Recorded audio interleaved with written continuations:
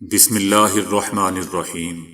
السلام علیکم دوستو، دنیا بھر کی بریکنگ اور سلیکٹڈ نیوز میں آج آپ سنیں گے، لیکن اس سے پہلے اگر ہو سکے تو لائک اور سبسکرائب کا بٹن ضرور دبا لیں۔ شکریہ۔ صدر جو بائیڈن کی ٹیلی فون کال کے بعد فرانس نے اپنا سفیر امریکہ بھیجنے کا فیصلہ کیا ہے۔ آسٹریلیا اور امریکہ کے درمیان آبدوز معاہدے کے بعد فرانس اور امریکہ میں بڑھتی ہوئی کشیدگی پر امریکی صدر جو بائیڈن اور فرانسیسی صدر میکرون نے ٹیلی فونک رابطہ کیا ہے، جس کے بعد فرانس نے اپنا سفیر اگلے ہفتے دوبارہ امریکہ بھیجنے کا فیصلہ کیا ہے۔ ٹیلی فونک رابطے میں دونوں رہنماؤں نے مشاورت جاری رکھنے سمیت فرانس اور اتحادی ممالک کے درمیان اعتماد سازی کی فضا بحال رکھنے پر بھی اتفاق کیا ہے۔ امریکہ اور فرانس کے درمیان کئی دہائیوں کا سب سے اہم تنازع بہتر ہوتا ہوا نظر آیا جب فرانسیسی صدر میکرون اور امریکی صدر جو بائیڈن نے فون پر معاملات کو ہموار کرنے کے لیے رابطہ کیا۔ آدھے گھنٹے کی کال میں، جسے وائٹ ہاؤس نے دوستانہ قرار دیا ہے، دونوں رہنماؤں نے اگلے ماہ ملاقات پر اتفاق کیا ہے۔ دوستو، یاد رہے کہ فرانس نے امریکہ، آسٹریلیا اور برطانیہ کے درمیان ہونے والے ایک نئے دفاعی معاہدے کے اعلان کے بعد سخت رد عمل کا اظہار کیا تھا۔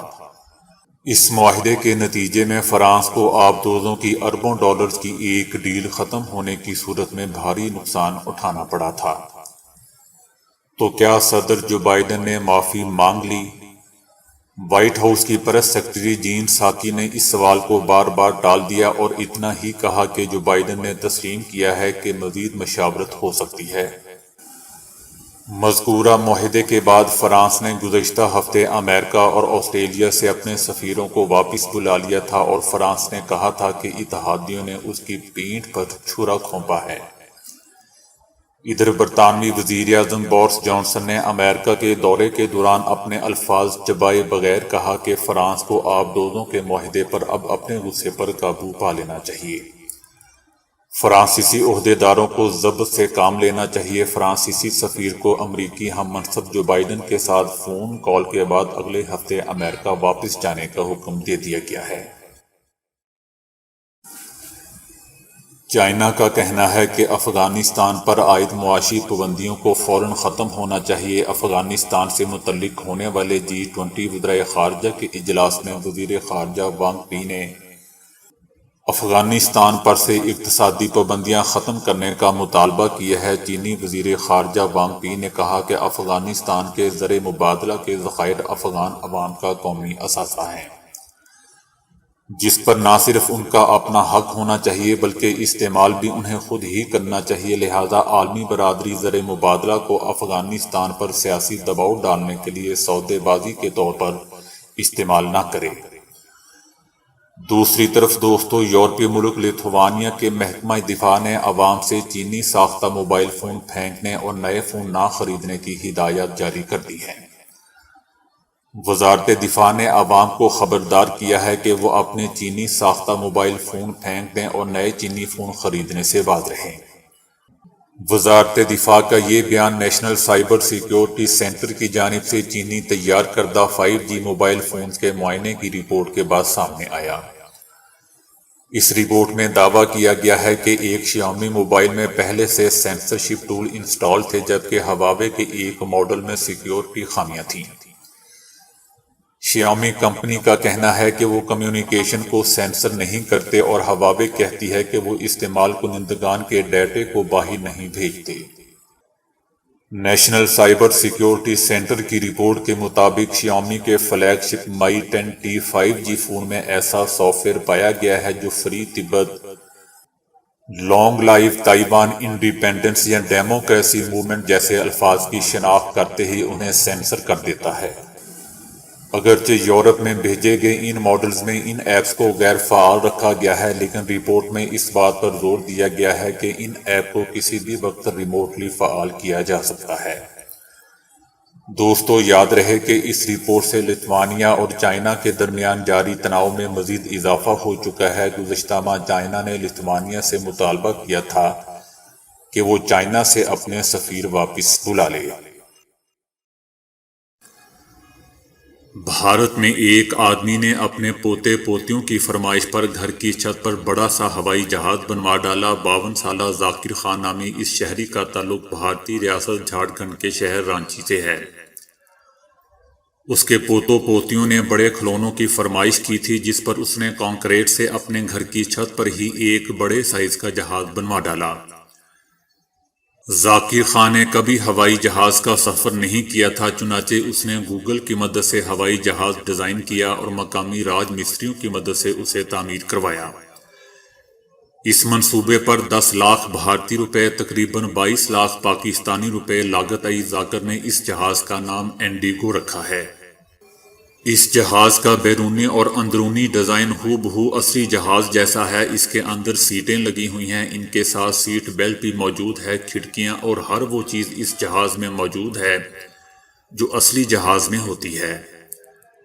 ذاکر خان کا کہنا تھا کہ یہ آئیڈیا مجھے میرے پوتے پوتیوں کی فرمائش سے آیا۔ میں ان کے لیے بازار سے کھلونا ہوائی جہاز لے کر آیا تھا، جس پر انہوں نے کہہ دیا کہ یہ چھوٹا ہے، میں انہیں بڑا جہاز لے کر دوں۔ اس پر میں نے گھر کی چھت پر ان کے لیے ایک بڑا ہوائی جہاز بنانے کا فیصلہ کیا۔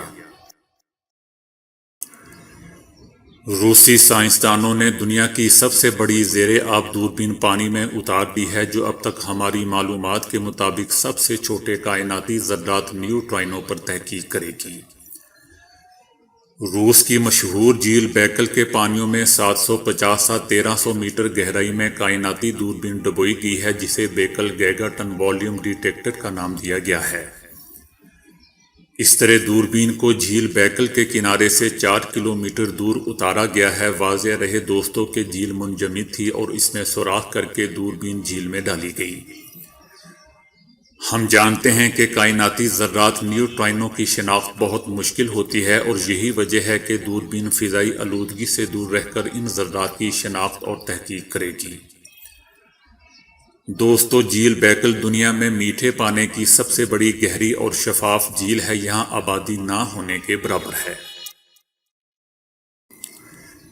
طبی سائنس میں انقلابی تبدیلی کے باوجود ملیریا اب بھی کئی خطوں میں درد سر بنا ہوا ہے۔ اب 1 منٹ میں رزلٹ دکھانے والا نیا ٹیسٹ اپنی افادیت اور تاثیر میں روایتی ٹیسٹ سے بھی آگے نکل چکا ہے، جو درست ترین، کم قیمت اور استعمال میں بھی آسان ہے۔ اس کی بیٹری ایک مرتبہ چارجنگ پر پورا دن کام کرتی رہتی ہے، اور بالخصوص غریب اور کم وسائل کے علاقوں کے لیے یہ کسی نعمت سے کم نہیں ہے۔ دلچسپ بات یہ ہے کہ 1 منٹ میں رزلٹ فراہم کرنے والا یہ نظام روایتی اور مصدقہ ٹیسٹ سے کئی گنا تیز اور بہتر بھی ہے۔ برازیل میں بڑے پیمانے پر اس کی آزمائش کی گئی ہے۔ اس کی تفصیلات ملیریا جرنل کی 12 مارچ کے میگزین میں شائع ہوئی ہے۔ دوستو، یاد رہے کہ برازیل کے اس علاقے میں ملیریا سے متاثر ہونے کی شرح بہت زیادہ ہے۔ اس تحقیق میں شامل ماہر ڈاکٹر مارکس کہتے ہیں کہ ملیریا بہت سے ٹیسٹ سے شناخت نہیں ہو پاتا۔ اس میں علامات بار بار نمودار ہوتی رہتی ہیں اور انفیکشن مزید پھیلتا رہتا ہے۔ یہ ٹیسٹ 92% زائد مؤثر ہے۔ آئس لینڈ میں گزشتہ 1 ماہ کے دوران 40,000 زلزلے ریکارڈ کیے جا چکے ہیں۔ ان زلزلوں کی وجہ ایک بڑی پگھلی ہوئی چٹان میگما ہے، جو اس خطے کے نیچے 1 کلومیٹر تک کھسک چکی ہے اور سطح پر آنے کے لیے زور لگا رہی ہے۔ آئس لینڈ میں حالیہ چند ہفتوں کے دوران زلزلے کے ہزاروں جھٹکے محسوس کیے جا چکے ہیں، جس کو سائنسدانوں نے غیر معمولی ارضیاتی ایونٹس قرار دیا ہے۔ لوگوں کا کہنا ہے کہ اس وقت ہم مسلسل زلزلے کے جھٹکے محسوس کر رہے ہیں۔ ایسا لگتا ہے کہ جیسے ہم کسی رسیوں سے بنے کمزور پل پر چل رہے ہیں۔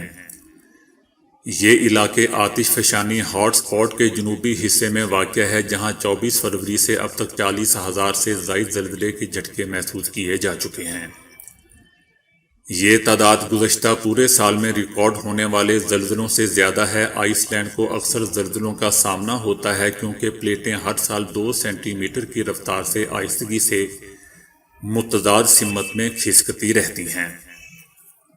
حالیہ ہفتوں میں زلزلوں کی وجہ ایک بڑی پگھلی ہوئی چٹان میگما ہے، جو اس خطے کے نیچے 1 کلومیٹر تک کھسک چکی ہے اور سطح پر آنے کے لیے زور لگا رہی ہے۔ آئس لینڈ کے محکمہ موسمیات نے بتایا ہے کہ ہم نے اتنی زیادہ زلزلے کی سرگرمیاں کبھی نہیں دیکھیں، کچھ زلزلوں کی شدت 5.7 تک ریکارڈ کی گئی ہے۔ یورپی ملک آئر لینڈ کے دیہی علاقے میں مویشیوں کے ساتھ بچپن اور لڑکپن گزارنے والے دو بھائیوں نے ٹیکنالوجی کی دنیا میں ایسا کارنامہ کر دکھایا ہے کہ ان کی کامیابی کے متعلق جان کر بل گیٹس بھی دنگ رہ گئے، جن کی عمریں اس وقت بالترتیب 30 اور 32 سال ہیں۔ انہوں نے ایک دیہاتی پس منظر رکھتے ہوئے لگ بھگ ایک دہائی قبل ٹیکنالوجی کی دنیا میں قدم رکھا تھا، اور آج ان کی کمپنی کے اثاثے 70 ارب پاؤنڈ تقریباً 152 کھرب روپے سے تجاوز کر چکے ہیں۔ انہوں نے 2010 میں سٹرائپ نامی کمپنی کی بنیاد رکھی تھی، جو ایک on line payment processor plate form ہے۔ ان کے چھوٹے سے گاؤں کا نام ڈرومینیر ہے، جس کی آبادی لگ بھگ 120 نفوس پر مشتمل ہے۔ گزشتہ ایک سال کے دوران ان کی کمپنی سٹرائپ کی قدر میں 3 گنا اضافہ ہوا ہے۔ آج ہر ایک سیکنڈ میں سٹرائپ کے ذریعے اوسطاً 5000 ٹرانزیکشنز ہو رہی ہیں۔ ان کا اس حوالے سے کہنا ہے کہ جب ہم نے سٹرائپ کی بنیاد رکھی تھی، اس وقت پوری دنیا کی ای کامرس مارکیٹ کی جتنی ویلیو تھی، آج اکیلے ہماری کمپنی کی ویلیو اس سے کہیں زیادہ ہو چکی ہے۔ برطانیہ میں مقیم ایک پاکستانی نژاد 40 سالہ شخص نے اپنے دبئی میں مقیم ماں باپ کے خلاف ایسا انوکھا مقدمہ دائر کرا دیا ہے کہ ہر سننے والا اس خبیث کی اس حرکت پر غصے میں آ جائے۔ ماں باپ نے اپنے صدیقی نامی اس بیٹے کو پڑھایا لکھایا اور آکسفورڈ یونیورسٹی سے گریجویشن کروا کر وکیل بنایا، لیکن یہ نکھٹو 2011 سے مسلسل بے روزگار بیٹھا ہوا ہے اور ماں باپ کے خرچ پر پل رہا ہے، اور اب اس نے زندگی بھر کے لیے ماں باپ سے خرچ لینے کے لیے ان کے خلاف مقدمہ درج کروا دیا۔ صدیقی کے ماں باپ کا لندن کے علاقے ہائیڈ پارک میں 10 لاکھ پاؤنڈ مالیت کا ایک فلیٹ ہے، جس میں صدیقی گزشتہ 20 سال سے مفت رہ رہا ہے۔ یہی نہیں بلکہ اس کے ماں باپ اسے 400 پاؤنڈ فی ہفتہ خرچ بھی بھجوا رہے ہیں، تاہم والدین نے خاندانی جھگڑے کی وجہ سے اس کی مفت خوری ختم کرنا چاہتے ہیں۔ لیکن اس نکھٹو نے عدالت سے رجوع کر لیا، لیکن جج نے پہلی ہی پیشی پر اس کا کیس ردی کی ٹوکری میں پھینک دیا۔ اب اس نے کورٹ آف اپیل میں درخواست دائر کر دی ہے۔ تو دوستو، ابھی کے لیے اتنا ہی۔ ویڈیو کو لائک اور شیئر کرنے کا بہت بہت شکریہ۔